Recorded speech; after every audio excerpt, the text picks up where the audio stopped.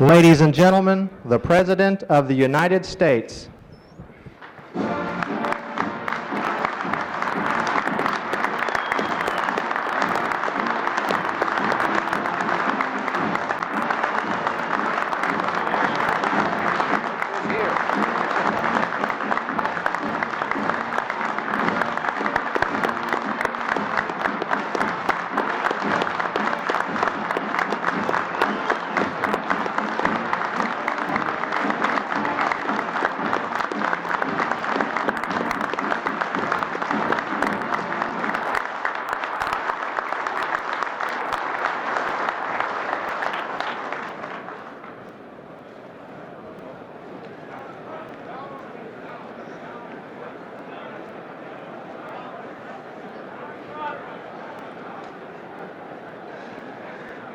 Okay. This afternoon's first speaker is someone who most of us are meeting for only the first time, and yet he needs no introduction to anyone. This is President Reagan's first speech to a major labor group, and the building and construction trades are extremely proud and fortunate that he found time enough in his busy schedule to be with us.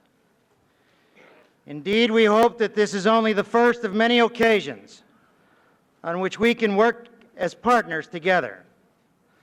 We look forward to cooperating with the President and his administration over the next 4 years on various complicated issues affecting the lives of all working Americans. The President faces a series of extraordinary circumstances at home and abroad. And in his first few months in office, we wish him the best of luck in coping with these difficult problems, and we offer him our hand to assist in whatever way possible.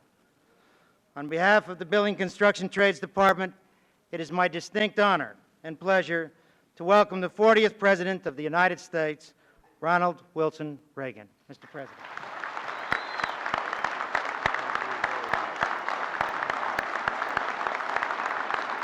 Thank you all.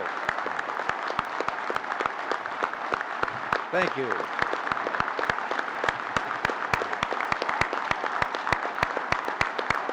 Thank you very much.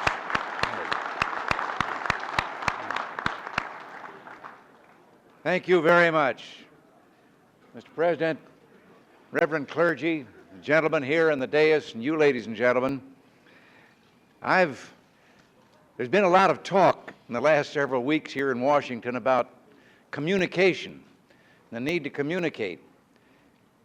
And I have a story that I haven't told for a long time, but somehow it's been brought back to me since I've been here, about communication and some of the basic rules of communication. It was told to me the first time by Danny Villanueva, who used to place kick for the Los Angeles Rams, and then later became a sports announcer.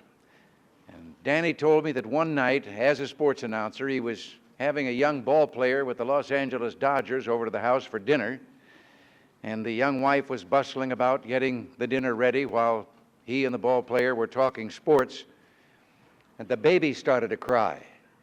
And over her shoulder, the wife said to her husband, "Change the baby." And this young ball player was embarrassed in front of Danny, and he said to his wife, "What do you mean, change the baby? I'm a ball player. That's not my line of work." And she turned around, put her hands on her hips, and she communicated. She said, "Look, Buster, you lay the diaper out like a diamond, you put second base on home plate, put the baby's bottom on the pitcher's mound, hook up first and third, slide home underneath, and if it starts to rain, the game ain't called, you start all over again."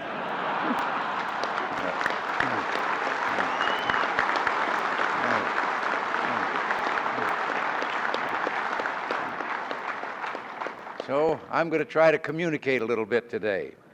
I'm pleased to take part in this national conference of the Building and Construction Trades Department of the AFL-CIO, and I hope you will forgive me if I point with some pride to the fact that I'm the first President of the United States to hold a lifetime membership in an AFL-CIO union.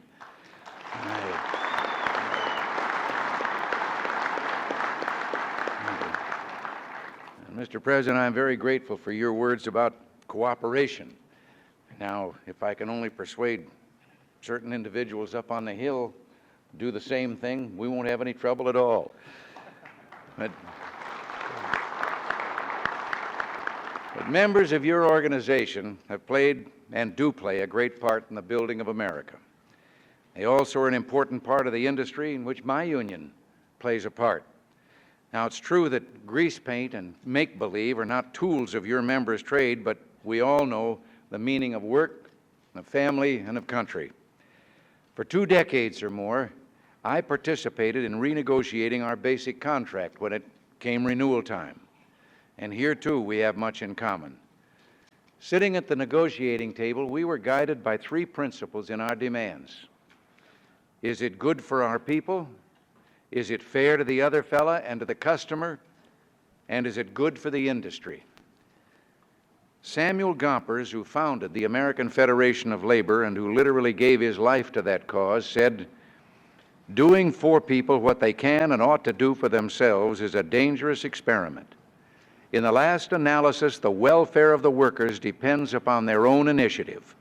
Whatever is done under the guise of philanthropy or social morality, which in any way lessens initiative, is the greatest crime that can be committed against the toilers.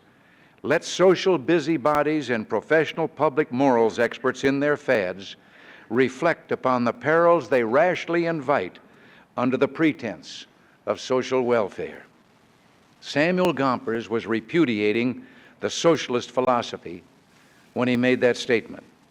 No one worked harder to get or believed more in a fair shake for the people whose sweat is the fuel of our country.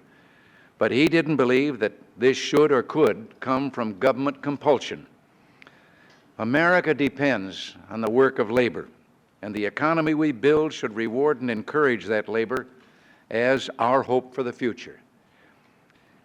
We've strayed far from the path that was charted by this man who believed so much in the freedom and dignity of the worker. We are in today's economic mess precisely because our leaders have forgotten that we built this great nation on rewarding the work ethic instead of punishing it. We've gone astray from first principles. We've lost sight of the rule that individual freedom and ingenuity are at the very core of everything that we've accomplished. Government's first duty is to protect the people, not run their lives. What have been some of the results of this straying from basic principles? Well, for one, violent crime has surged 10%, making neighborhood streets unsafe and families fearful in their homes.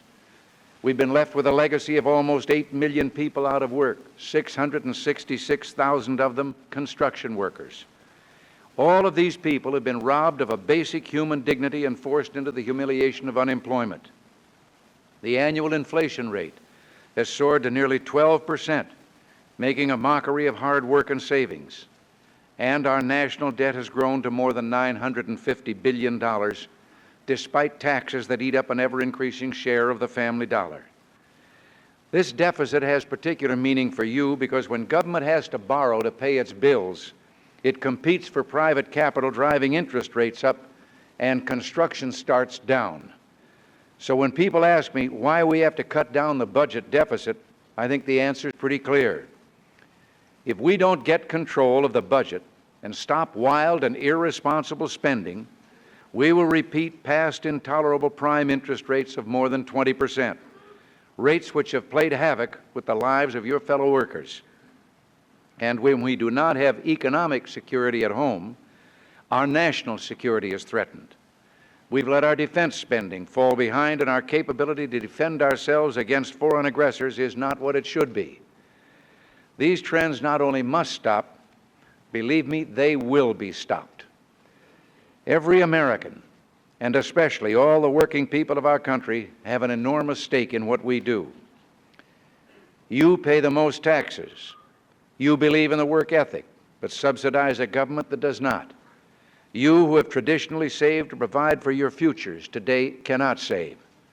You who most want to work are most likely to be laid off. You, through taxes on your hard-earned wages, pay for what could be as much as $25 billion each year in federal waste, abuse, and outright fraud in government programs. Franklin Delano Roosevelt spoke of the forgotten man at the bottom of the economic pyramid. Well, today it's safe to say that the people at both ends of the pyramid are getting attention. The man who's forgotten is the fellow who built it. Such a man wrote his congressman a few weeks back, and that letter landed on my desk. I've gotten tens of thousands of letters about our plan for economic recovery. I appreciate all of them, but a few of them really stand out, and this man's letter is one of them. He's an unemployed factory worker from Illinois, the Peoria area, but he worked in construction for 10 years before that. His income right now is totally dependent on unemployment and supplemental benefits from the company he worked for. He and his wife have only been married 3 months, but she's been laid off too. He wrote to say that if spending cuts in government affect his benefits, it'll be hard for his family, but they'll make it. And shades of Sam Gompers, he ended his letter saying that when the opponents of our economic plan start lobbying against it, and let me quote, he said, "Let them know that there is someone out here who's seen what they can do and is willing to stake his future on trying a different approach." That man has faith in America and faith in what the American people can do if the government will only let them do it.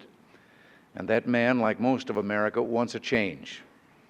Right now, we have the highest peacetime deficit in living memory. Federal personal taxes for the average American family have gone up 58% in the last 5 years. And regulations by the government cost consumers an estimated $100 billion a year. The man in Peoria is right. Across this country, there are millions of people like him yearning for a different approach. They're yearning for us to reach for our hopes and make room for our dreams. And to put it bluntly, they want something different for a change. Instead of halfway solutions, jerry-built programs tied together with red tape, they're ready for an overhaul to make the engine work again. I've heard the complaints coming often from those who had a hand in creating our present situation. They demand proof in advance that what we've proposed will work. Well, the answer to that is we're living with the proof that what they want to continue doing hasn't worked and won't work. I believe what we proposed will work simply because it always has. We must get control of the budget monster, get control of our economy, and I assure you, get control of our own lives and our own destinies. What has been submitted to the Congress is a 4-point comprehensive program or package for economic recovery. If only part of the package is passed by Congress, we'll only ease some of our problems, and that isn't a solution at all. We must first get government spending under control. And let me make something plain. We're not asking that government spend less than it has been spending, although that might not be the worst idea in the world. We're simply proposing that government increase its spending in 1982 over 1981 by 6.1%, not 14%, as was presently or has been advocated. If we keep spending at the present rate of increase, our budget will double again in 6 years. Now, I propose cutting $48.6 billion from the federal budget in fiscal year 82. Now, it's true these are the largest spending cuts ever proposed. But even with these cuts, the budget will still increase by $40 billion next year, and there will probably be a $45 billion deficit. Without our cuts, that deficit will be more than $90 billion. The second point is a 10% across-the-board tax rate cut every year for the next 3 years. This is the most sweeping tax incentive program in the last 20 years, the largest tax rate cuts ever proposed. And again, we're not asking government to get along on less money than it's been accustomed to. Our largest in history tax cut will only reduce the largest in history tax increase that was imposed on all of us at the beginning of this year. I have a feeling that in all the arguing and rhetoric, many Americans have lost sight of the fact that they're not facing taxes as usual, but a gigantic tax increase that will take $770 billion extra out of our pockets over the next 6 years. We think that's too much. This government, without taking a single vote in Congress, has raised billions of dollars from taxpayers in the last few years just through inflation. The system keeps kicking people up into higher brackets as they try to keep up with the cost of living increase, bleeding their earnings, sapping their incentive, and quite frankly, making a mockery out of the tax system. Not too long ago, only 3% of the people who work and earn in this country were in a 30% tax bracket. Today, 33% are in that bracket, and they have no more purchasing power now than they had before when they were in a much lower bracket. There are just too many people in this town who thinks this money belongs to the government. Well, it doesn't. It's your money. It's your sons and daughters' money that they're hoping to use for a new home. It's your parents' money that they need for a decent retirement. And if we do nothing else in this administration, we're going to convince this city that the power, the money, and the responsibility in this country begins and ends with the people and not with some cinder block building in Washington, D.C.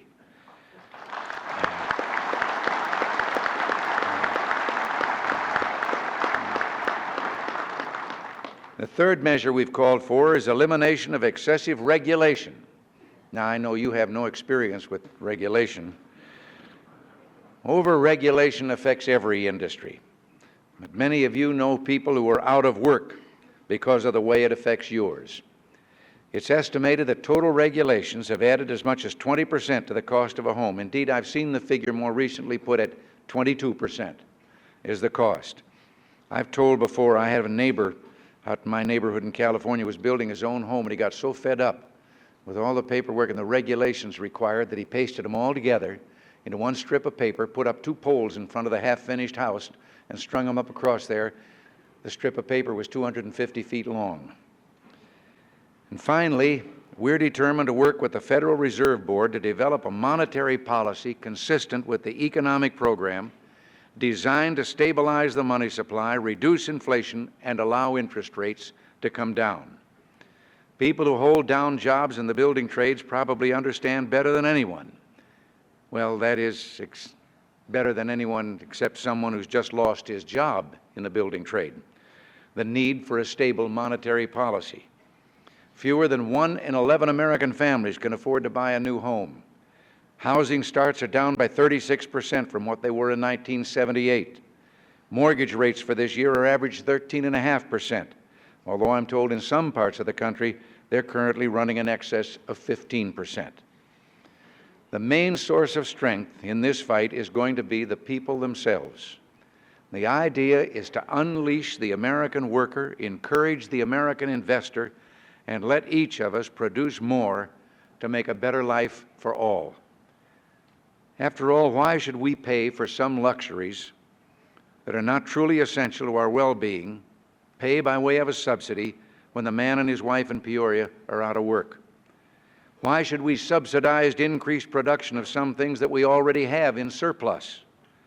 And why should we go in debt to pay for school lunches for children of upper-income families when borrowing by government may cost you your job?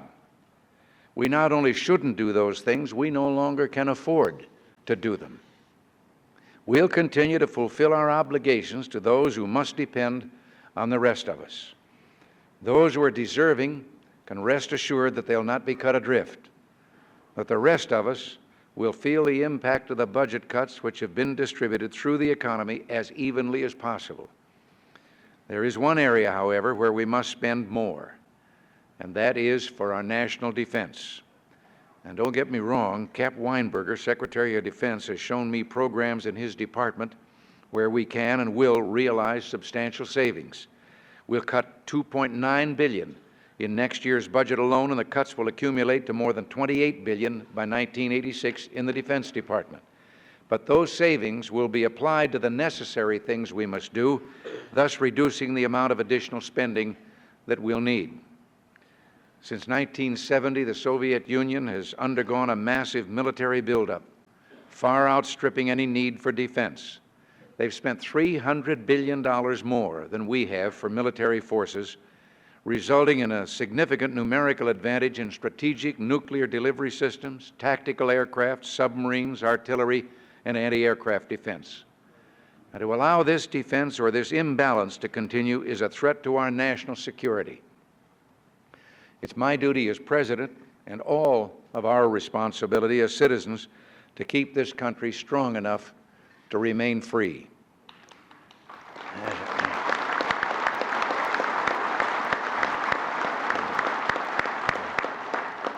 As union members and as concerned citizens of the world, we watch with great interest the struggle of our fellow workers in Poland. Their courage reminds us not only of the precious liberty that is ours to nourish and protect, but of the spirit in each of us everywhere. The Polish workers stand as sentinels on behalf of universal human principles, and they remind us that on this good earth, the people will always prevail.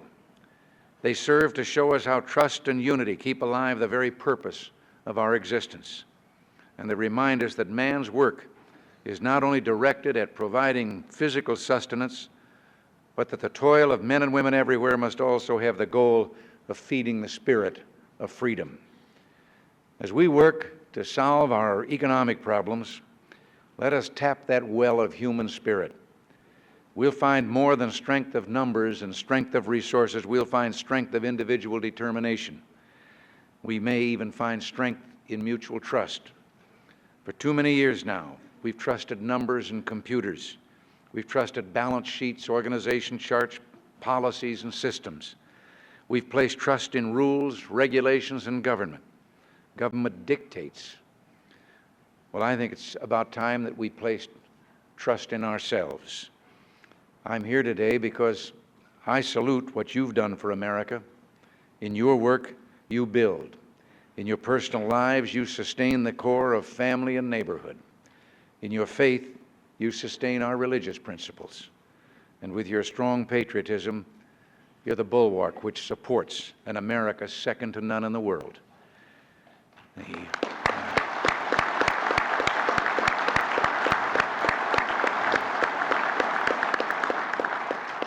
I believe the American people are with us in our cause. I'm confident in our ability to work together to meet and surmount our problems and to accomplish the goals that we all seek. Now, I know that we can't make things right overnight, but we will make them right. Our destiny is not our fate. It is our choice. And I'm asking you, as I ask all Americans, in these months of decision, please join me as we take this new path. You and your forebears built our nation. Now, please help us rebuild it. And together, we'll make America great again. Thank you very much.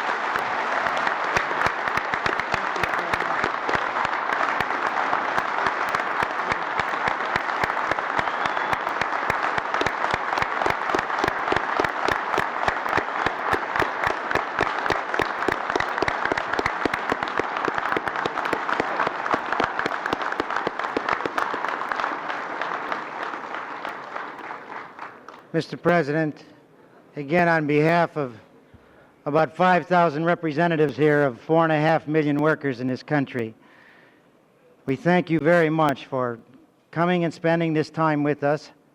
And we want you to know we are builders. And we do want to cooperate, and we certainly will. Thank you very much.